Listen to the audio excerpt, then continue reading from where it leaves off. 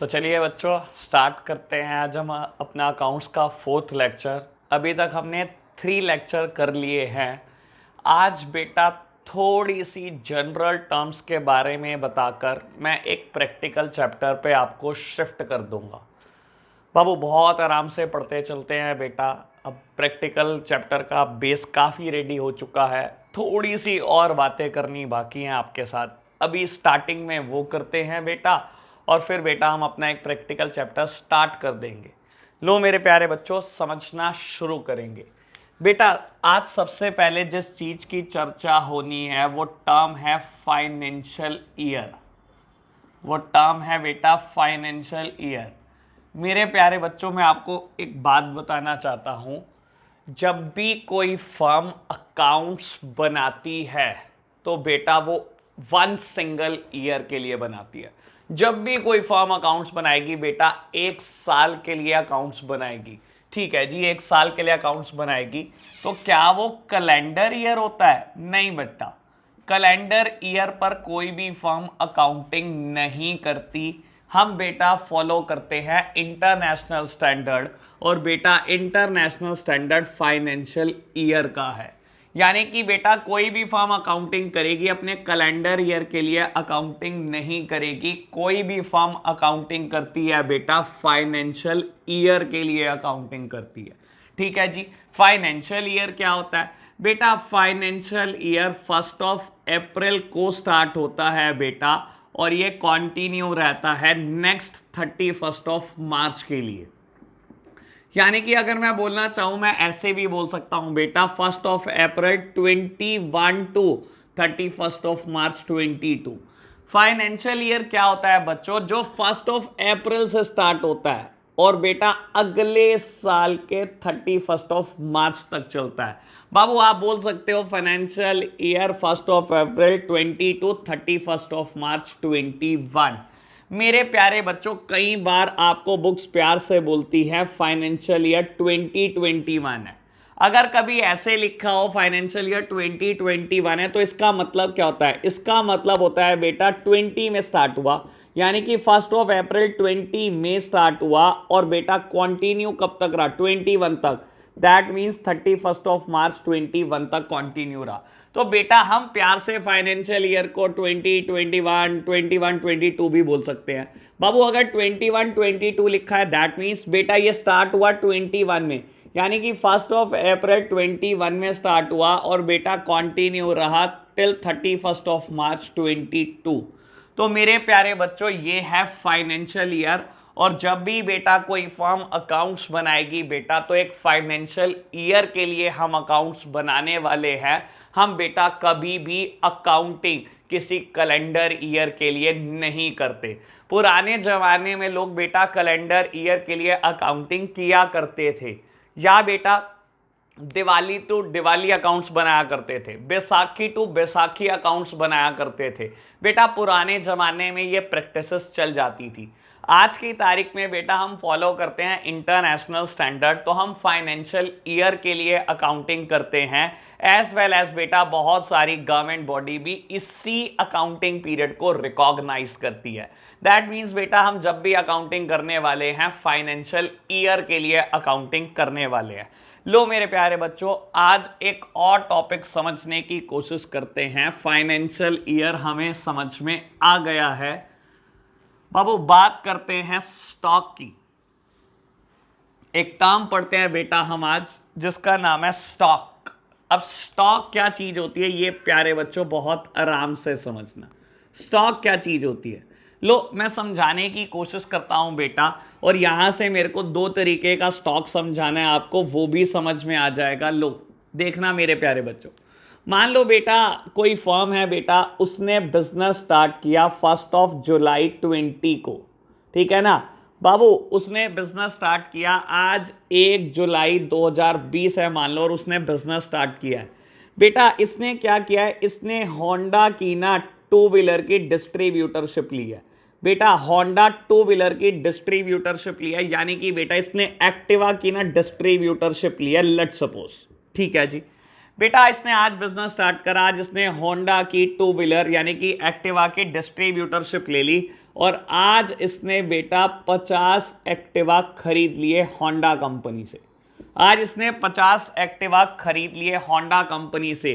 क्या बेटा ये 50 एक्टिवा जो इसने खरीदे हैं, जो इसने परचेजेस करी, क्या ये इसका स्टॉक है? बेटा बिल्कुल इसका स्टॉक है। बेटा ये जो इसने बाबू 50 एक्टिवा खरीदी, क्या ये इसका स्टॉक है? हाँ जी बेटा, इसकी दुकान में बेटा 50 एक्टिवा का स्टॉक पड़ा हुआ है। बेटा करते करते रोज डेली बेसिस पे स्टॉक बदल सकता है चेंज होने के साथ साथ। दैट मीन्स बेटा मान लो 2 जुलाई आज आ गई, आज बेटा अगला दिन आ गया और आज इसके 2 एक्टिवा सेल हो गए बेटा। माइनस मैंने लिख दिया -2 एक्टिवा, 2 एक्टिवा इसने सेल कर दिए।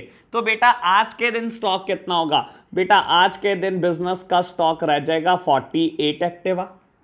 बाबू इसने 2 एक्टिवा बेच दिए तो मेरी दुकान में स्टॉक कितना रह गया? 48 का। मान लो बेटा आज 5 जुलाई आ गई, आज 5 जुलाई आ गई और 5 जुलाई को बेटा आज 5 एक्टिवा बिक गए, 5 एक्टिवा बिक गए। मेरी दुकान में पड़े कितने एक्टिवा थे? बेटा 48। अगर आज 5 एक्टिवा बिक गए हैं तो बेटा मेरी दुकान में कितने एक्टिवा रह गए होंगे? बेटा 43। ठीक है जी बेटा, आज मान लो 31 जुलाई आ गई है बेटा और आज मान लो बाबू 4 एक्टिवा और बिक जाते हैं, 4 एक्टिवा और बिक जाते हैं तो बेटा आज के दिन मेरे बिजनेस का स्टॉक कितना रह गया? बेटा 39 एक्टिवा। लेट सपोज कि बेटा करते करते आज 31 अगस्त आ जाती है बेटा और मान लो पूरे महीने ये लॉकडाउन रहा, कोई भी एक्टिवा नहीं बिकी। बाबू आज हमने क्या करा? 10 एक्टिवा और खरीद ली बेटा। वी परचेज द 10 एक्टिवा, तो हमने 10 एक्टिवा अगर आज खरीद ली हैं तो बेटा मेरा स्टॉक बढ़कर कितना हो गया होगा? 49 हो गया होगा। तो बेटा जब भी कोई ना कोई यूनिट सेल होगी मेरा स्टॉक गिरेगा और जब भी बेटा मैं कुछ ना कुछ परचेज करूंगा कहीं ना कहीं ये चीज मेरा बिजनेस का स्टॉक बढ़ा देती है। ठीक है जी, मुझे टर्म क्लियर हो रही है? स्टॉक क्या होता है बेटा? परचेज करने के साथ साथ स्टॉक बढ़ता है और सेल करने के साथ साथ स्टॉक गिरता है। ठीक है जी बेटा, करते करते मान लो आज 31 मार्च आ गई बेटा नेक्स्ट ईयर की 21। क्या मुझे आज बुक्स ऑफ अकाउंट क्लोज करने हैं? बेटा बिल्कुल करने हैं। क्या मैं अकाउंट्स एक फाइनेंशियल ईयर के लिए बनाता हूं? बनाता हूं। बच्चे कहेंगे भैया हमने तो फर्म स्टार्ट करी 1 जुलाई 20 को, तो अकाउंट्स एक साल हमारा कब खत्म होगा? 30 जून 2021 को खत्म होगा। मेरे प्यारे बच्चों, हम फाइनेंशियल ईयर के बियॉन्ड नहीं जाते। फर्स्ट ईयर में ऐसा जरूर हो सकता है कि बेटा आपने बिजनेस किसी भी डेट को स्टार्ट किया हो, लेकिन बेटा अकाउंट्स आपको हमेशा नेक्स्ट ईयर की 31 मार्च तक खत्म करने पड़ेंगे। अगर बेटा आपने 1 जनवरी 21 को भी बिजनेस स्टार्ट किया होता ना, तब भी बेटा 31 को तो आपको बुक्स ऑफ अकाउंट क्लोज करने ही पड़ेंगे बेटा। और उसके बाद नेक्स्ट ईयर से बेटा वही रूटीन चलेगा फाइनेंशियल ईयर का।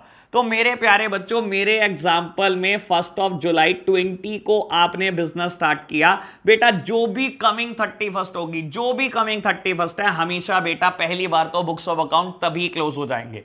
अगर ये बिजनेस आपने 1 जनवरी को भी स्टार्ट किया होता, अरे 1 जनवरी छोड़ो, अगर 30 मार्च को भी स्टार्ट किया होता ना, तो बेटा 2 दिन में बुक्स क्लोज करनी पड़ती है आपको। ठीक है ना, और उसके बाद बेटा फाइनेंशियल ईयर वाला रूटीन चलेगा ही। तो मेरे प्यारे बच्चों, मेरे एग्जाम्पल में आपने 1 जुलाई 20 को बेटा बिजनेस स्टार्ट किया और बेटा बिजनेस कंटिन्यू रहा और आज 31 मार्च 21 है।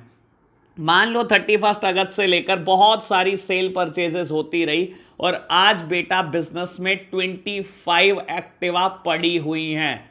मान लो बेटा आज बिजनेस में 25 एक्टिवा पड़ी हुई हैं। इस बेटा टाइम पीरियड में बहुत सारी सेल परचेज होती रही। मेरे प्यारे बच्चों, अगर ये जो 25 एक्टिवा साल के आखिरी दिन पड़ी हुई हैं बेटा, इससे मैं प्यार से क्लोजिंग स्टॉक बोलता हूं। इससे मैं प्यार से क्लोजिंग स्टॉक बोलता हूं बेटा। मेरे प्यारे बच्चों, ये मेरे लिए साल का आखिरी दिन है। मेरे लिए बेटा ये साल का आखिरी दिन है। आज के दिन जो भी स्टॉक बिजनेस में पड़ा होता है, इसे हम प्यार से बोलते हैं क्लोजिंग स्टॉक। इसे बेटा हम प्यार से बोलते हैं बिजनेस का क्लोजिंग स्टॉक है बेटा, बिल्कुल बिजनेस की फर्स्ट ईयर की क्लोजिंग में पड़ा हुआ स्टॉक है। बाबू ध्यान रखना 31 ऑफ मार्च को जो भी बिजनेस में स्टॉक होगा वो क्लोजिंग स्टॉक होगा। तो बेटा पहले मैंने टर्म क्लियर करने की कोशिश की स्टॉक। बेटा स्टॉक क्या होता है, हमारी हर परचेजेस से इंपैक्टेड है, हमारी हर सेल से इंपैक्ट है। परचेज के साथ साथ बिजनेस में पड़ा हुआ स्टॉक बढ़ता है बेटा, और सेल के साथ साथ बिजनेस में पड़ा हुआ स्टॉक गिर जाता है बेटा। साल के आखिरी दिन फाइनेंशियल ईयर के लास्ट डे में जितना भी स्टॉक पड़ा होता है उसे हम बोलते हैं बेटा क्लोजिंग स्टॉक। बेटा आप बोल सकते हो इसको stock remain unsold, stock remain unsold at the end of financial year, at the end of financial year। बेटा जो स्टॉक अनसोल्ड रह जाता है, जो स्टॉक अनसोल्ड रह जाता है, अनसोल्ड मतलब जो स्टॉक नहीं बिकता साल के आखिरी दिन, उसको आप प्यार से क्लोजिंग स्टॉक बोलते हो। जो स्टॉक अनसोल्ड रह जाता है, जो नहीं बिक पाता बेटा साल के आखिरी दिन, वो मेरा क्लोजिंग स्टॉक हो जाता है। दैट मींस मेरे एग्जांपल में बेटा 25 एक्टिवा। ठीक है जी, बच्चे कह रहे हैं बात समझ में आ गई, क्लोजिंग स्टॉक क्या होता है ये मेरे बात बिल्कुल समझ में आ गई। बेटा एक और तरीके का स्टॉक होता है जिसका नाम होता है ओपनिंग स्टॉक। अच्छा ये क्या चीज होती है ओपनिंग स्टॉक? मेरे प्यारे बच्चों मेरे एग्जाम्पल में अभी क्या हुआ, आपने 31 ऑफ मार्च 21 को अकाउंट्स क्लोज करे बेटा अपने फर्स्ट ईयर के, और आज के दिन आपके पास 25 एक्टिवा पड़ी हैं। ठीक है जी बेटा, अगला साल शुरू हो रहा है आपका कल से। कल आपने दुकान खोल ली है बेटा, आज तारीख आ चुकी है 1 अप्रैल 21, और बेटा हम इस साल के लिए अकाउंट्स बना रहे हैं और ये साल कंटिन्यू रहेगा 31 ऑफ मार्च 22 तक।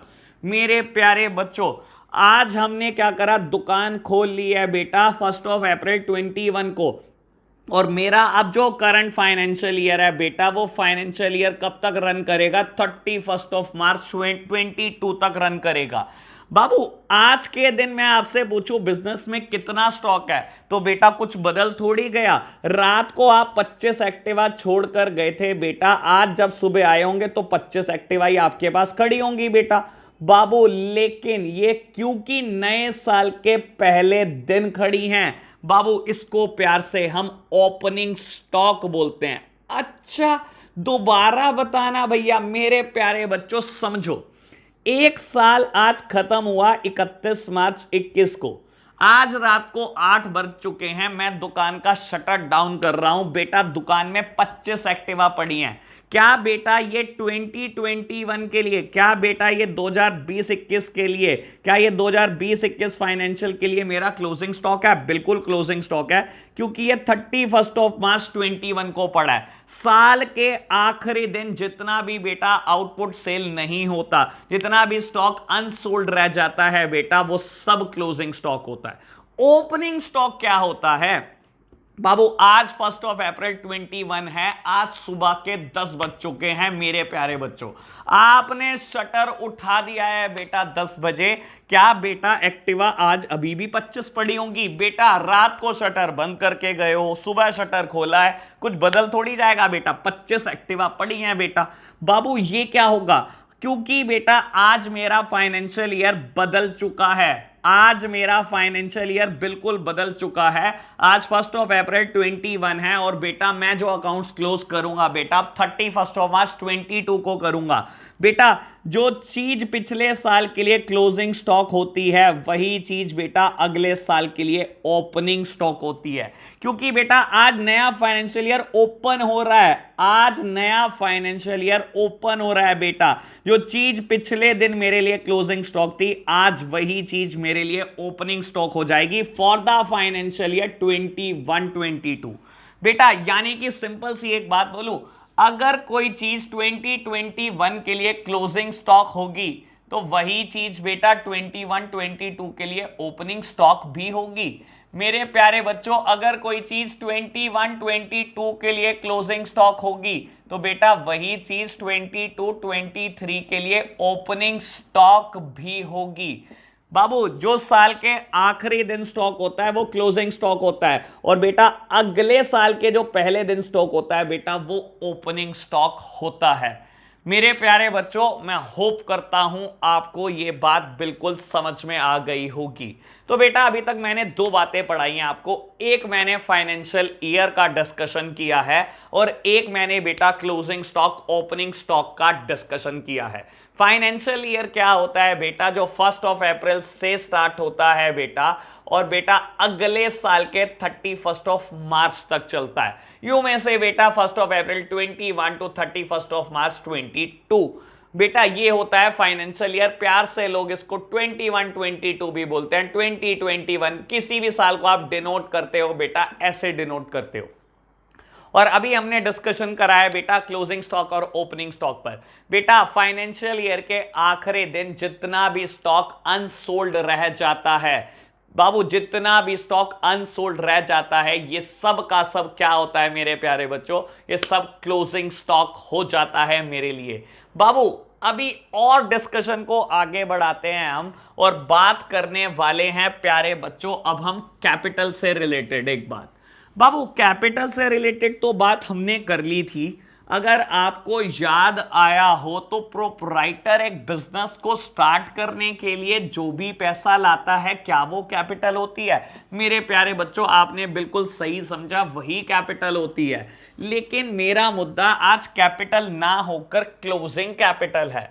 क्लोजिंग कैपिटल मतलब मेरे प्यारे बच्चों मैं अभी आपको समझाता हूं। अभी आपने मुझसे क्लोजिंग स्टॉक टर्म पढ़ी, अब मैं आपको जो नई टर्म समझाने जा रहा हूं वो है क्लोजिंग कैपिटल। प्यारे बच्चों बहुत आराम से समझने की कोशिश करना क्लोजिंग कैपिटल क्या चीज होती है। मेरे प्यारे बच्चों समझो, अगर कोई स्टॉक 31 मार्च को आपके पास होता है, साल के आखिरी दिन आपके पास होता है, आप उसको बोलते हो क्लोजिंग स्टॉक। अगर कोई स्टॉक साल के आखिरी दिन आपके पास होता है तो आप उसको बोलते हो क्लोजिंग स्टॉक। सेम एज बेटा अगर कोई कैपिटल आपके पास साल के आखिरी दिन होती है बेटा, मेरे फाइनेंशियल ईयर के लास्ट डे होती है, ऐसी कैपिटल को मैं क्लोजिंग कैपिटल बोलता हूं बेटा। बाबू साल के आखिरी दिन पड़े हुए स्टॉक को हम क्लोजिंग स्टॉक बोलते हैं, साल के आखिरी दिन बिजनेस में पड़ी हुई कैपिटल को हम क्या बोलते हैं? क्लोजिंग कैपिटल बोलते हैं। लो बेटा एक एग्जाम्पल से समझने की कोशिश करते हैं हम इस बात को भी, मेरे प्यारे बच्चे बहुत आराम से समझेंगे इस बात को। बाबू लास्ट वाला एग्जाम्पल कंटिन्यू, मैंने 1 जुलाई 2020 मैंने बेटा 1 जुलाई 2020 को बिजनेस स्टार्ट किया। बेटा किसने स्टार्ट किया? मान लो बेटा मिस्टर मोहन। लो बेटा मिस्टर मोहन ने बिजनेस स्टार्ट किया 1 जुलाई 2020 को, और बेटा जो कैपिटल कंट्रीब्यूट करी, जो बिजनेस में कैश लेकर आया, मान लो बेटा वो ₹1 लाख का लेकर आया। बेटा 1 लाख का कैश लेकर आया प्रोप्राइटर मिस्टर मोहन और बिजनेस स्टार्ट कर दिया। बेटा एक प्रोप्राइटर बिजनेस को स्टार्ट करने के लिए जो कुछ भी लेकर आता है वो कैपिटल होती है। इधर इट इज अ कैश, इधर इट इज अ स्टॉक और फर्नीचर, कुछ भी ले आए बेटा ये सब कैपिटल है।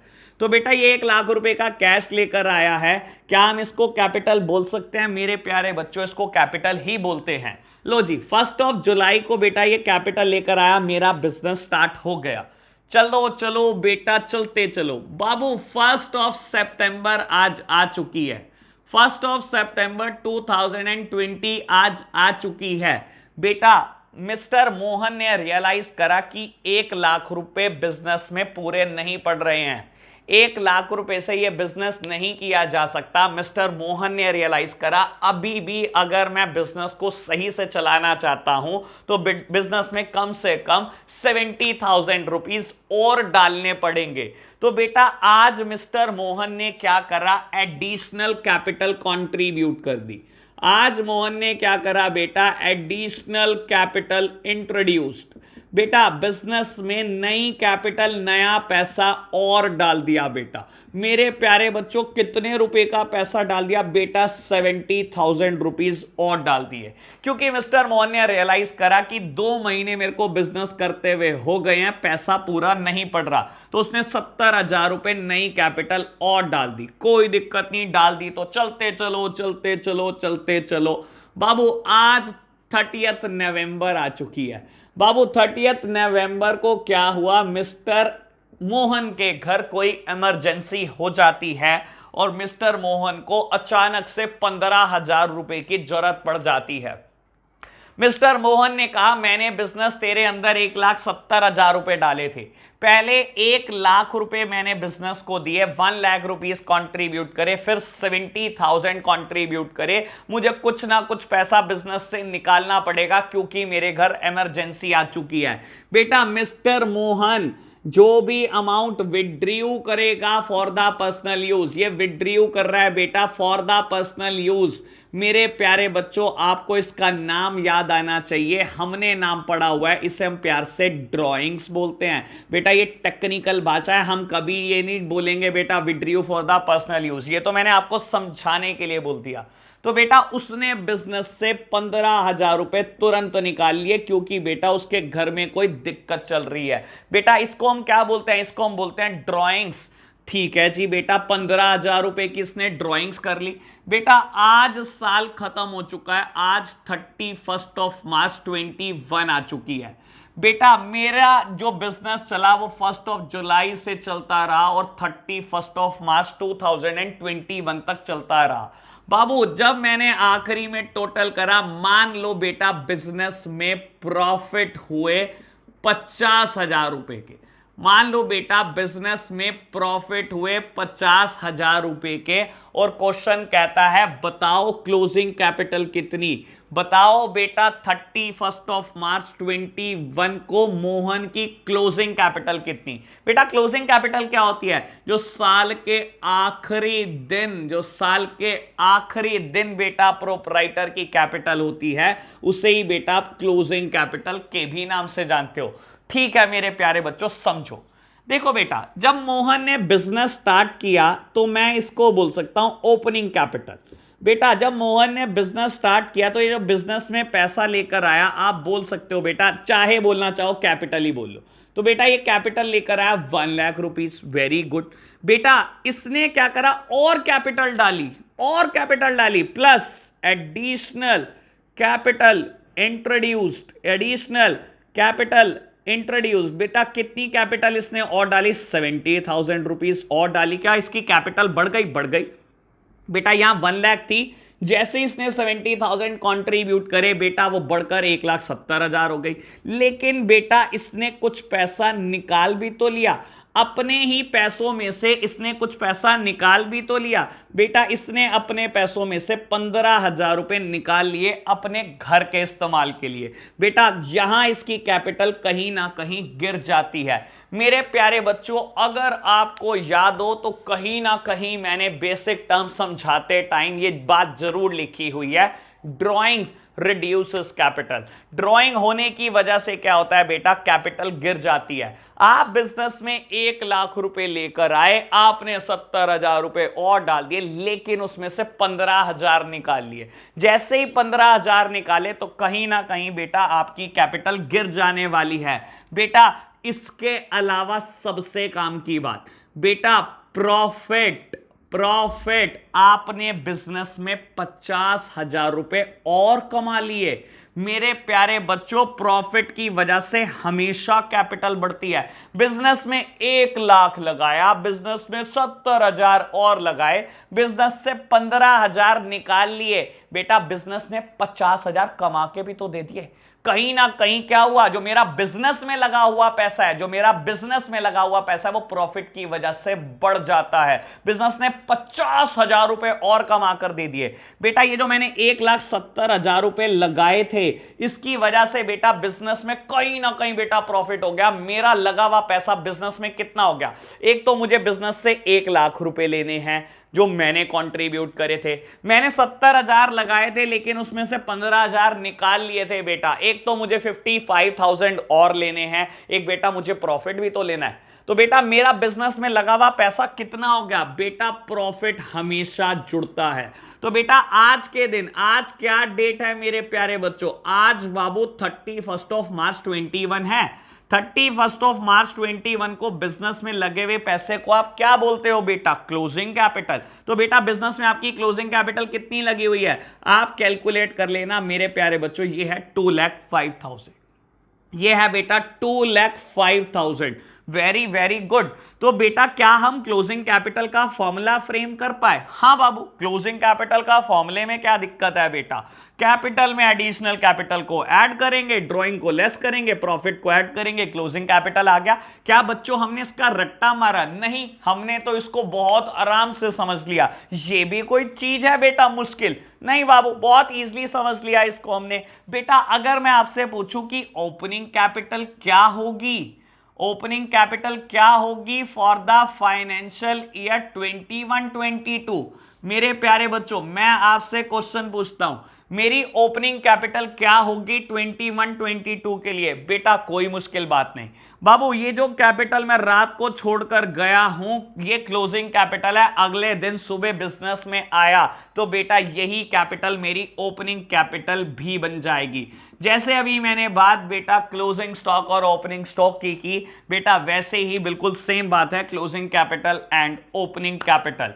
मेरे प्यारे बच्चों यहां पर मैं एक और बात समझाना चाहता हूं आपको। लो बहुत आराम से इस बात को समझना बच्चों। लो बेटा मैं हल्का सा क्वेश्चन को चेंज कर देता हूं। लो मैं हल्का सा क्वेश्चन को चेंज कर देता हूं। लो बेटा मैं बोलता हूं इस बार प्रॉफिट नहीं हुए।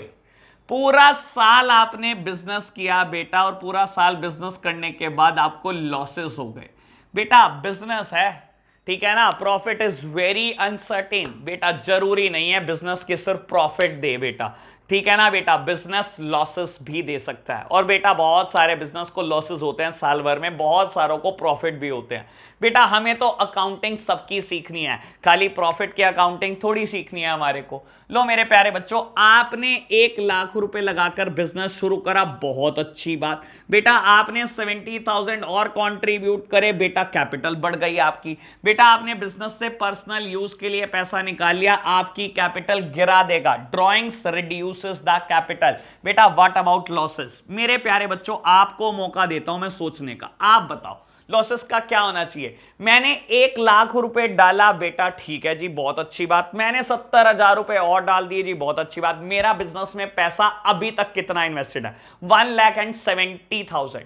बेटा मैंने बिजनेस से उन पैसों में से 15,000 विड्रॉ कर लिए। मेरा बिजनेस में कितना पैसा इन्वेस्टेड है? 1,55,000। बेटा वो पैसा लगा हुआ है और उस पैसे में से 50,000 रुपए का नुकसान हो गया। वो पैसे में से 50,000 रुपए चले गए बेटा, लॉसेस हो गए। मेरे प्यारे बच्चों समझने वाले बच्चे समझ गए, समझदार को इशारा काफी। बेटा बिजनेस में उन पैसों में से 50,000 रुपए मेरे पास से चले जाते हैं। मेरे पास कितना पैसा बच जाता है बेटा? मेरे पास सिर्फ 1,05,000 रुपीज बच जाते हैं बेटा। और ये पैसा कब बचा? 31 मार्च 21 को। तो बेटा इस केस में मेरी क्लोजिंग कैपिटल कितनी हो जाती है? 1,05,000। लो मेरे प्यारे बच्चों मैंने क्लियर करने की कोशिश की आपको क्लोजिंग कैपिटल क्या होती है। बेटा देखो रट्टा मारना हो तो मुझे पता है बहुत सारे बच्चे तो बहुत उस्ताद है। अगर मैं कहूंगा बेटा ये मैं फॉर्मूला समझाता हूं, यही क्लोजिंग कैपिटल है, ये रट्टा मार लो, तो आप रट्टा मार लोगे। लेकिन बेटा मैं नहीं चाहता आप किसी भी सब्जेक्ट को रट्टा मारो बेटा, specially accounts. Accounts is the subject of reading.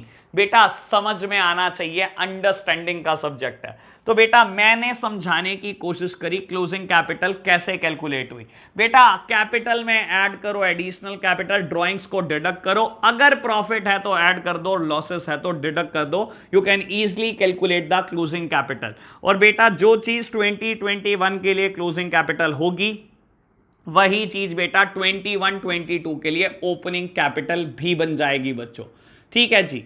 तो हमने बेटा आज स्टॉक पे चर्चा खत्म कर ली अपनी, हमने ओपनिंग स्टॉक क्लोजिंग स्टॉक समझ लिया, हमने बेटा कैपिटल पर चर्चा खत्म कर ली अपनी, हमने ओपनिंग कैपिटल क्लोजिंग कैपिटल को समझ लिया, हमने बेटा फाइनेंशियल ईयर की बात भी कर ली। लो मेरे प्यारे बच्चों, अब थोड़ा सा और आगे बढ़ने का टाइम आ चुका है, 2 मुद्दे और टच करने हैं मुझको। लो जी बेटा मैं रब कर रहा हूं, आप पोस्ट करके नोट डाउन कर लेना इसको। लो जी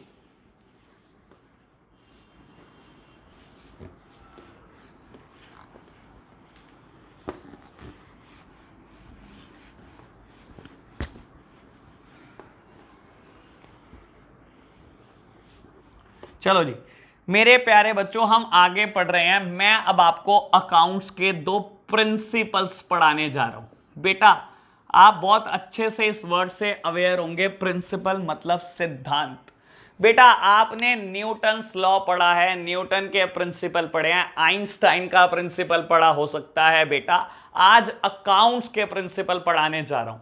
बेटा ऑल्दो हमारे कोर्स में बेटा 13 14 है, लेकिन बेटा वो थोड़ा सा प्रैक्टिकल पोर्शन करने के बाद क्लियर होंगे। अभी बेटा मैं सिर्फ 2 अकाउंटिंग प्रिंसिपल की बात करूंगा। और बेटा जब कोई चीज प्रिंसिपल होती है ना, जब कोई चीज सिद्धांत होती है, तो बेटा उससे डेविएशन अलाउड नहीं होता। आप बेटा उससे डेविएट नहीं कर सकते। अकाउंट्स बनाते टाइम बेटा आपको इन प्रिंसिपल को हर हाल में फॉलो करना होगा। ठीक है जी मेरे प्यारे बच्चे कह रहे हैं ये बात आप नहीं भी बताते तो भी हमें पता है कि हम प्रिंसिपल से डेविएट नहीं हो सकते। वेरी गुड बच्चों। लो जी बेटा हम एक नया कंसेप्ट पढ़ने जा रहे हैं, एक नया प्रिंसिपल पढ़ने जा रहे हैं। आपके लिए बेटा बिल्कुल नई चीज है, नाम है बेटा प्रिंसिपल का बिजनेस एंटिटी कंसेप्ट। बेटा क्या मतलब है बिजनेस एंटिटी कंसेप्ट का? बेटा आपको यह बात अकाउंट्स में माननी पड़ती है, अजम्पशन है आपकी बेटा कि बिजनेस और बिजनेसमैन बेटा दोनों अलग बात है। बाबू इनकी एंटिटी सेपरेट है in the eyes of law. बेटा कहने का मतलब क्या है मेरे प्यारे बच्चों? देखो बात समझाने की कोशिश करता हूं। एक फर्म है बेटा नोन एज सक्सेस मंत्रा, और बेटा एक इंसान है इसका जो प्रोपराइटर है, उसका नाम है बेटा मनीष कालरा। बेटा क्या बोला जाता है, ये कंसेप्ट आपको क्या बोलता है? ये कंसेप्ट आपको बोलता है in the eyes of law, कानून की नजर में आप इन दोनों को अलग अलग मान लो। बेटा बोलता है business entity concept, that means businessman की एंटिटी सेपरेट है फ्रॉम दैट ऑफ बिजनेस। बाबू ये कहता है बिजनेस एक अलग बात है और बिजनेसमैन आप एक बिल्कुल अलग बात हो। अच्छा बाबू ये कह रहा है मान लो बिजनेस आप एक अलग बात हो और बिजनेसमैन आप बिल्कुल अलग बात हो। बेटा ऐसा मानने से क्या हो जाएगा मेरे प्यारे बच्चों? ऐसा मानने से क्या हो जाएगा? लो समझने की कोशिश करो। बेटा ऐसा मानने से पता है क्या हो जाएगा? जो बिजनेसमैन ने, जो प्रोपराइटर ने कैपिटल डाली है ना बिजनेस में, ये बेटा हमेशा के लिए पूरी जिंदगी के लिए बिजनेस फर्म की बेटा लायबिलिटी बन जाएगी। कैसे मेरे प्यारे बच्चों? आराम से समझो। हम जब भी अकाउंट्स बनाते हैं किसी बिजनेसमैन के अकाउंट्स नहीं बनाते बेटा, हम अकाउंट्स बनाते हैं बेटा किसी भी बिजनेस के लिए। यानी कि बेटा जब हम अकाउंट्स बना रहे हैं, हम सक्सेस मंत्रा के अकाउंट्स बना रहे हैं, किसी मनीष कालरा के अकाउंट्स नहीं बना रहे। हम हमेशा अकाउंट्स किसके बनाते हैं? सक्सेस मंत्रा के बिजनेस के अकाउंट्स बनाते हैं। अब बेटा देखो कानून ने क्या कहा, बिजनेस आप एक अलग चीज हो और बिजनेसमैन आप एक बिल्कुल अलग चीज हो। बेटा मैंने एज अ प्रोपराइटर अपने बिजनेस में पैसा डाला, सक्सेस मंत्रा में 1 लाख रुपए डाले।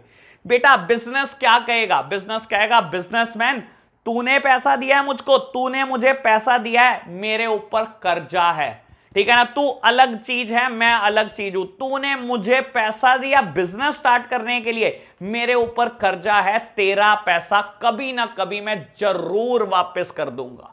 मेरे प्यारे बच्चों बहुत आराम से समझो इस चीज को। कंसेप्ट का नाम है, प्रिंसिपल का नाम है बिजनेस एंटिटी कंसेप्ट। बाबू ये कहता है कानून की नजर में बिजनेस की एंटिटी सेपरेट है और बिजनेसमैन आपकी एंटिटी बिल्कुल सेपरेट है। आप दोनों अलग अलग चीजें हो। बेटा ये बिजनेसमैन है, इसने बिजनेस स्टार्ट करने के लिए बिजनेस में पैसा डाल दिया और अब हम इसके अकाउंट्स बना रहे हैं बिजनेस के। बिजनेस क्या बोल रहा है, अच्छा तूने मुझे पैसा दिया बिजनेस स्टार्ट करने के लिए, मेरे ऊपर तो ये भी कर्जा है, मैं तुझे कभी ना कभी ये पैसे जरूर वापस कर दूंगा। बेटा अकाउंट का बेस है ये कंसेप्ट, अगर ये बेस ना होना बेटा अकाउंट्स बन नहीं सकते, कभी अकाउंट्स नहीं बन सकते। ये बात आपको धीरे धीरे आगे चलकर समझ में आ जाएगी ये क्यों बेस है बेटा। तो बेटा हमेशा ध्यान रखना, जो कैपिटल एक बिजनेसमैन कंट्रीब्यूट करता है बिजनेस में, वो बेटा पूरी जिंदगी लायबिलिटी है बिजनेस की। बिजनेस कहता है तूने कैसे पैसा डाल दिया, तूने पैसा डाल दिया ना तो मैं वापस जरूर करूंगा, ये मेरी लायबिलिटी है, ये मेरी ऑब्लिगेशन है, ये मेरे ऊपर बर्डन है, ये मेरी जिम्मेदारी है तुझे पैसा वापस करने की। तो बेटा इस कंसेप्ट की वजह से कैपिटल पूरी जिंदगी के लिए लायबिलिटी बन जाती है। तो बेटा ये बात भी मैंने आपको क्लियर करने की कोशिश की। एक और बात को बेटा हम समझेंगे और फिर हम बेटा प्रैक्टिकल बेस पूरे तरीके से बना चुके होंगे। लो मेरे प्यारे बच्चों, मैं इस बात को रब कर रहा हूं अब।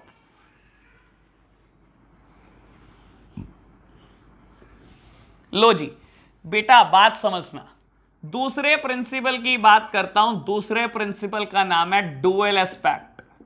डुअल एस्पेक्ट बेटा, डुअल मतलब दो, कहता है दो एस्पेक्ट, मतलब बेटा किस चीज के दो एस्पेक्ट। बेटा ये बोलता है हर बिजनेस ट्रांजैक्शन, एक बिजनेस में जितनी भी बिजनेस ट्रांजैक्शन होती हैं हर चीज के दो इफेक्ट होते हैं। मेरे प्यारे बच्चों बहुत आराम से समझना, ये कहता है डुअल एस्पेक्ट कंसेप्ट। बेटा ये डुअल एस्पेक्ट का प्रिंसिपल है, ये बोलता है जितनी भी बिजनेस ट्रांजैक्शन आप करते हो हर चीज के दो इंपैक्ट आते हैं। मेरे प्यारे बच्चों देखो बात समझने की कोशिश करना, मैंने बोला गुड्स परचेस करे मैंने बिजनेस के लिए, मैंने गुड्स परचेस करे बिजनेस के लिए, क्या बेटा इसके दो इंपैक्ट नहीं आएंगे? देखो सोचो दो इंपैक्ट आएंगे, मैं लिखकर बताता हूं आपको। Purchased goods for business ₹1,00,000, ₹1,00,000। मेरे प्यारे बच्चों ये कंसेप्ट क्या बोलता है, डुअल एस्पेक्ट कंसेप्ट क्या बोलता है, हर बिजनेस ट्रांजैक्शन के दो इफेक्ट होते हैं। हर कोई भी बिजनेस ट्रांजैक्शन ले लो उसके दो इफेक्ट होते हैं। बेटा देखो जब आपने गुड्स परचेस करे बिजनेस के लिए ₹1,00,000, मेरे प्यारे बच्चों देखो मैं आपको सोचने को देता हूं कैसे इसके दो इंपैक्ट आते हैं। बेटा जब आपने बिजनेस के लिए गुड्स परचेस करे ₹1,00,000 के, क्या मेरे बिजनेस से आपको नहीं लगता कि ₹1,00,000 का कैश गया? जैसे ही मैंने बेटा गुड्स परचेज करे बेटा बिजनेस के लिए ₹1,00,000, तो बेटा आपको नहीं लगता कि बिजनेस से ₹1,00,000 का कैश गया? हाँ कैश तो गया, लेकिन बेटा आपको यह नहीं लगता कि स्टॉक आ गया ₹1,00,000 का? कहीं ना कहीं बिजनेस का स्टॉक बढ़ गया ₹1,00,000 से। अभी थोड़ी देर पहले बेटा मैंने बढ़ाई थी ये बात, मैंने स्टॉक की बात की थी और आपको कहा था हर परचेज से मेरे बिजनेस का स्टॉक बढ़ जाता है। बेटा आपने ₹1,00,000 की एक एक्टिवा खरीदी अपने बिजनेस के लिए, क्या बेटा आपका स्टॉक ₹1,00,000 से बढ़ गया? क्या बेटा जेब से ₹1,00,000 चले गए? तो बेटा क्या आपको दिखाई दे रहा है इस बिजनेस ट्रांजैक्शन के दो इफेक्ट हैं? जी बिल्कुल दिखाई दे रहा है। मेरे प्यारे बच्चे कह रहे हैं एक और एग्जाम्पल दो। अच्छा बेटा एक और एग्जाम्पल चाहिए, लो मैं लिख देता हूं। बेटा मैं बोलता हूं परचेज गुड्स ऑन क्रेडिट, मैं बेटा लिख देता हूं purchase goods on credit worth ₹1,00,000। बेटा मैंने ऐसे ही लिख दिया कि आपने गुड्स परचेज करा लेकिन इस बार क्रेडिट पर परचेज करा, उधार पर। क्रेडिट का मतलब होता है मेरे प्यारे बच्चों उधार। लो मैंने हिंदी में लिख दिया, बेटा आपने उधार पर गुड्स परचेज करा ₹1,00,000 का। बाबू क्या होगा, क्या जब गुड्स परचेज हुआ स्टॉक बढ़ेगा? बेटा बढ़ेगा, लेकिन आपको नहीं लगता बेटा क्रेडिटर भी बढ़ जाएंगे? क्रेडिटर्स ये क्या होते हैं मेरे प्यारे बच्चों? याद करो वो बेसिक टर्म्स, याद करो जो बेसिक टर्म्स मैंने आपको पढ़ाई थी। बेटा उसमें क्या लिखा था, हर वो सप्लायर जिससे आप उधार पर सामान खरीद कर आते हो, हर वो सप्लायर क्रेडिटर होता है। बेटा क्या आपने ये उधार पर गुड्स खरीदा? बेटा बिल्कुल उधार पर गुड्स खरीदा। क्या बेटा स्टॉक बढ़ जाएगा? बढ़ जाएगा, लेकिन क्या बेटा क्रेडिटर भी बढ़ जाएंगे? जाएंगे बेटा, बढ़ जाएंगे। बच्चे कह रहे हैं और एग्जाम्पल दो। मेरे प्यारे बच्चों आराम से समझो, लो मैं लिख देता हूं बेटा, आज आपके लिए 2-4 एग्जाम्पल लिख ही देता हूं। लो मैं लिख कर समझाता हूं बेटा। Capital introduced in business, capital introduced in business. कितनी कैपिटल बेटा? मान लो 1 लाख रुपए। Purchase goods on cash 60,000, sell goods on cash 40,000। मेरे प्यारे बच्चों अब मैं और बात नहीं करूंगा, बस ये 3 एग्जाम्पल की बात करूंगा, फिर अपने मुद्दे पर वापस आ जाऊंगा। मेरे प्यारे बच्चों आप समझो क्या लिखा मैंने। कहता है capital introduced in business 1 lakh rupees. बेटा आपने बिजनेस में कैपिटल डाली, जो मान लो बेटा ब्रैकेट में लिख देता हूं कैश डाली 1 लाख रुपए। बेटा जब आपने बिजनेस में कैपिटल डाली है और 1 लाख रुपए की डाली है, क्या बिजनेस में कैश पैसा आ गया होगा? बेटा बिजनेस में 1 लाख रुपए नगद आ गए होंगे। क्या बेटा बिजनेस में 1 लाख रुपए की कैपिटल आई है? बेटा बिल्कुल आई है। तो बेटा कहीं ना कहीं आपको दिखाई दे रहा है कि बेटा इस ट्रांजैक्शन का 2 जगह पर इंपैक्ट पड़ा। बेटा एक तो कैपिटल बिजनेस में आ गई और एक बेटा कैश भी बिजनेस में आ गया। हाँ मेरे प्यारे बच्चों 2 इंपैक्ट पड़े। बेटा जब आपने गुड्स परचेज करा कैश में, तो आपको नहीं लगता कि बिजनेस से कैश गया होगा? बेटा बिल्कुल गया होगा बिजनेस से कैश। लेकिन आपको यह नहीं लगता कि बेटा बिजनेस में स्टॉक आ गया होगा? मेरे प्यारे बच्चों बिल्कुल स्टॉक आ गया होगा 60,000 रुपए का। क्या आपको दिखाई दे रहा है बेटा? 2 इंपैक्ट दिखाई दे रहे हैं मेरे प्यारे बच्चों। बेटा जब आपने गुड्स बेचा कैश पर, तो आपको नहीं लगता कि स्टॉक कम हो गया होगा? जैसे ही बेटा सेल हुआ वैसे ही बाबू स्टॉक कम हो गया होगा। Very very good. क्या बेटा सेल के साथ पैसा आ गया होगा? बेटा कैश बढ़ गया होगा बिजनेस का। तो बेटा ऐसी कोई ट्रांजैक्शन नहीं है बिजनेस में जिसके 2 इंपैक्ट ना हो। तो बेटा ये कंसेप्ट क्या बोलता है? हर बिजनेस ट्रांजैक्शन के 2 इंपैक्ट हैं, 2 इफेक्ट हैं बेटा, इसीलिए इसका नाम रखा डुअल एस्पेक्ट। बेटा ये 2 इंपैक्ट डालता है इकट्ठे। लो आगे की बात करता हूं। बेटा ऐसा हो सकता है मेरे को अब एक बात आपको थोड़े दिनों के लिए रटवानी पड़ जाए, 2 से 3 दिन आप रट लेना बेटा। आई एम श्योर बेटा कि मैं आपको वो क्लियर करूंगा, लेकिन सिर्फ मेरे को 2 से 3 दिन का टाइम चाहिए। बेटा डुअल एस्पेक्ट कंसेप्ट क्या बोलता है? हर बिजनेस ट्रांजैक्शन के 2 इंपैक्ट होते हैं। बेटा आप ऐसे भी बोल सकते हो हर बिजनेस ट्रांजैक्शन का अगर जितना डेबिट है उतना ही बेटा क्रेडिट भी होता है। बाबू अभी आप सोच रहे होंगे मैंने तो डेबिट वर्ड पढ़ाया ही नहीं, मैंने तो क्रेडिट वर्ड पढ़ाया ही नहीं, मैं क्यों बोल रहा हूं? मेरे प्यारे बच्चों यही चीज है आपको जो 2 से 3 दिन के लिए रटनी है। बाबू डुअल एस्पेक्ट कंसेप्ट क्या बोलता है? हर बिजनेस ट्रांजैक्शन के 2 इंपैक्ट होते हैं। मैंने भी आपको बहुत सारे एग्जांपल से 2 इंपैक्ट को समझाने की कोशिश भी की। बेटा ये कंसेप्ट बोलता है हर ट्रांजैक्शन का डेबिट होता है और हर ट्रांजैक्शन का बिल्कुल उसी के बराबर क्रेडिट भी होता है। बाबू यही कंसेप्ट एक और बात भी बोलता है। बेटा ये कंसेप्ट हमें एक बात बोलता है, हर एसेट्स के लिए बिल्कुल उसके बराबर कोई ना कोई लायबिलिटी भी होती है। लो मेरे प्यारे बच्चों ये क्या बोल गया मैं इतनी बड़ी बात? बेटा डुअल एस्पेक्ट कंसेप्ट यही बात बोलता है कि हर बिजनेस ट्रांजैक्शन के लिए कोई ना कोई डेबिट होता है और उसके बिल्कुल बराबर कोई ना कोई चीज क्रेडिट जरूर होती है। और यही कंसेप्ट मुझे क्या बोलता है? अगर बिजनेस में जितनी भी एसेट्स हैं, जितनी भी बिजनेस ट्रांजैक्शन की वजह से एसेट्स क्रिएट हुई हैं, हमेशा बेटा उसके ही बराबर लायबिलिटी भी क्रिएट हुई होगी। अच्छा ऐसा क्या? बेटा आपको बता देता हूं, यही कंसेप्ट ने हमें एक और चीज दी जिसका नाम रखा गया बैलेंस शीट। Balance sheet. बच्चे कह रहे हैं ये क्या होता है बैलेंस शीट? बेटा याद करो कभी ना कभी ये टर्म आपने मुझसे सुनी है। मैंने समराइजिंग टर्म पढ़ाते टाइम एक बार ये बात बोली थी कि बिजनेस ट्रांजैक्शन को हम कैसे समराइज करते हैं? ट्रायल बैलेंस के through, trading and profit and loss account के थ्रू एंड बैलेंस शीट के थ्रू। तो बेटा क्या बैलेंस शीट के थ्रू हम अपनी अकाउंटिंग को, अपने अकाउंट्स को समराइज करते हैं? बेटा बिल्कुल करते हैं। आपको बता देता हूं, जो ये मैंने बात बोली, डुअल एस्पेक्ट ने जो बात बोली कि हर एसेट के बराबर लायबिलिटी होती है बेटा, इन दोनों की वजह से ही एक बैलेंस शीट प्रिपेयर होती है। मेरे प्यारे बच्चों लो मैं समझाता हूं बैलेंस शीट दिखने में कैसी होती है। लो बेटा मैं इधर ही बना देता हूं बाबू, इसका नाम ही क्या है? Balance sheet. बैलेंस शीट बेटा ये हमेशा बैलेंस्ड होगी, बैलेंस्ड होगी, बिल्कुल बेटा बिल्कुल बैलेंस्ड होगी। इसका फॉर्मेट दिखने में कैसा होता है बेटा? ये देखो, ये आप पहली बार सीख रहे होंगे, ये बेटा इसका दिखने में फॉर्मेट ऐसा होता है। आप क्या लिखते हो बेटा? यहां पर हम लिखते हैं लायबिलिटीज। अच्छा यहां पर क्या लिखते हो? अमाउंट्स। ठीक है जी। यहां पर क्या लिखते हो बेटा? एसेट्स। और बेटा यहां पर फिर लिखते हैं अमाउंट्स।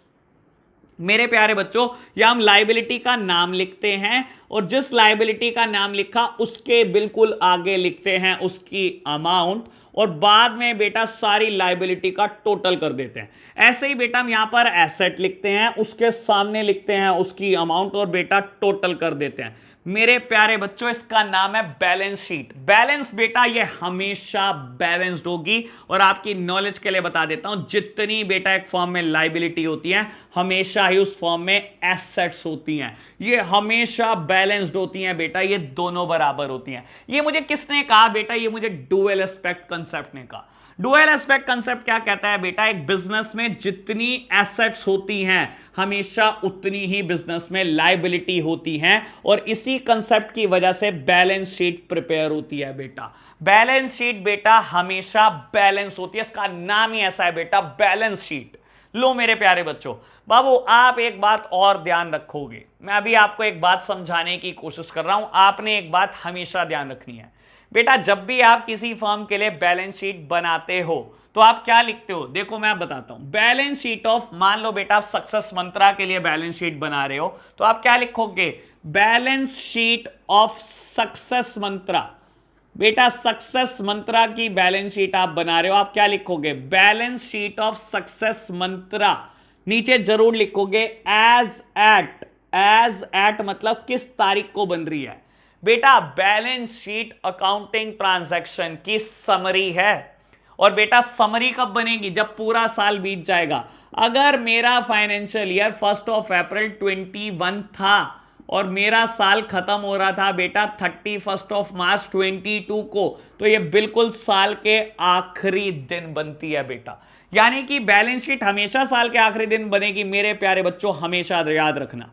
बैलेंस शीट हमेशा साल के आखिरी दिन बनेगी। मैं क्या लिख रहा हूं? Balance sheet of success Mantra as at 31 March 22।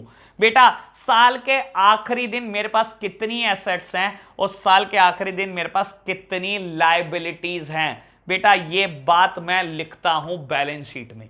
मेरे प्यारे बच्चों अभी तक जितनी चर्चा हुई है मैं सिर्फ वही बातें लिखूंगा और आपको बैलेंस शीट समझाने की कोशिश करूंगा। अभी मैंने पिछले कंसेप्ट से आपको एक बात बोली कि कैपिटल हमेशा और हमेशा लायबिलिटी होती है। मेरे प्यारे बच्चों आप खुद समझो, सक्सेस मंत्रा क्या बोलेगा? सक्सेस मंत्रा बोलेगा मनीष तूने पैसे कैसे डाल दिए मेरे अंदर, मेरा बर्डन है, मेरी ऑब्लिगेशन है, तुझे मनीष पैसे जरूर वापस करूंगा मैं। सक्सेस मंत्रा ये बात बोल रहा है बेटा। बिजनेस अलग बात और बिजनेसमैन बिल्कुल अलग बात। बिजनेस कह रहा तूने पैसे कैसे डाल दिए, तू तो एक थर्ड पर्सन है मेरे लिए, तूने कैसे पैसे डाल दिए, तू और मैं तो अलग अलग चीज है बेटा। आप यही सोचो बेटा, आप किसी थर्ड पार्टी से लोन लेते हो बेटा, क्या वो आपके लिए अलग नहीं है? आपके लिए अलग है। अगर उसने आपको पैसा दिया क्या आप उसको वापस नहीं करोगे बेटा? आप कहोगे कि मैं तेरा पैसा वापस जरूर करूंगा, मेरे लिए कर्जा है बेटा। वैसे ही बिजनेस और बिजनेसमैन अलग बात होती हैं। अगर बिजनेस में किसी बिजनेसमैन ने पैसा डाला तो बिजनेस बोलता है मेरा कर्जा है, तुझे जरूर दूंगा बेटा। That means capital is always a liability, always a liability. मेरे प्यारे बच्चों दूसरी बात समझने की कोशिश करते हैं, बैंक लोन। आपको याद होगा मेरे प्यारे बच्चों, मैंने एक दिन बैंक लोन की बात की थी लायबिलिटी वाले बेसिक टर्म समझाते टाइम बेटा। अगर अब मेरे को आप ये मत बताना कि ये नॉन करंट लायबिलिटी है या करंट लायबिलिटी है। करंट लायबिलिटी क्या होती थी बेटा? जिसकी पेमेंट एक साल में करनी पड़े वो करंट लायबिलिटी, और नॉन करंट लायबिलिटी जिसकी पेमेंट बेटा एक साल के बाद करनी पड़े वो नॉन करंट लायबिलिटी।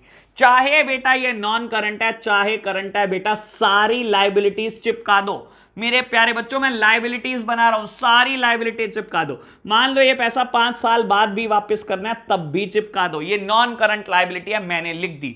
मेरे प्यारे बच्चे कह रहे हैं समझ आ गया, कैपिटल यहां आता है, बैंक लोन यहां आता है, समझ आ गया। मेरे प्यारे बच्चों याद करो तीसरी टर्म क्रेडिटर्स। क्रेडिटर्स क्या होते हैं बेटा? वो सप्लायर्स जिनसे आप उधार पर सामान खरीद कर लाते हो। जब बेटा उधार पर खरीद कर लाए हो तो क्या आपको कभी ना कभी वापस करना है? बेटा जरूर उसका पैसा देना है। तो क्या ये आपके लिए बर्डन है, ये आपके लिए ऑब्लिगेशन है? बेटा क्रेडिटर भी मेरे लिए ऑब्लिगेशन है। और आपको याद होगा मैंने क्रेडिटर में आपके पास लिखा होगा कि मैंने लिखा है ये करंट लायबिलिटी होती है। क्रेडिटर हमेशा करंट लायबिलिटी है बिजनेस की। मेरे प्यारे बच्चों और बताओ बेटा, एक और टर्म मैंने आपको याद कराई थी, आउटस्टैंडिंग एक्सपेंसेस। आउटस्टैंडिंग एक्सपेंसेस बेटा एक साल के अंदर अंदर तो देने ही पड़ते हैं। वैसे मैंने आपको आउटस्टैंडिंग सैलरी का एग्जांपल दिया था कि एक महीने के अंदर अंदर आपको वापस करनी ही पड़ती है। मेरे प्यारे बच्चों तो ये मैंने 4 चीजों की अभी तक चर्चा की हुई है आपसे, और मैंने सिर्फ 4 ही लिखी। मैं ये नहीं कह रहा हूं बेटा लायबिलिटीज 4 ही होती हैं बाबू, ये कोई एग्जॉस्टिव लिस्ट नहीं दे रहा मैं आपको, ये मैं कोई एग्जॉस्टिव लिस्ट नहीं दे रहा हूं आपको बेटा, ठीक है ना। ये लिस्ट और बढ़ेगी जैसे जैसे आप चीजों को पढ़ते जाओगे। बाबू मैं आज के लिए सिर्फ लायबिलिटीज वाला पोर्शन करा रहा हूं, मैं आपके ऊपर ज्यादा बर्डन नहीं डालना चाहता। लेकिन बेटा कल का लेक्चर तभी समझ में आएगा जब आप आज का बहुत अच्छे से रिवाइज करोगे। फिर भी आपकी कोई प्रॉब्लम रह जाती है बेटा, स्क्रीन पे मेरा नंबर फ्लैश हो रहा है, आप मुझे कॉल कर लिया करना, ठीक है जी। आज के लिए इतना ही बेटा, बाय बाय।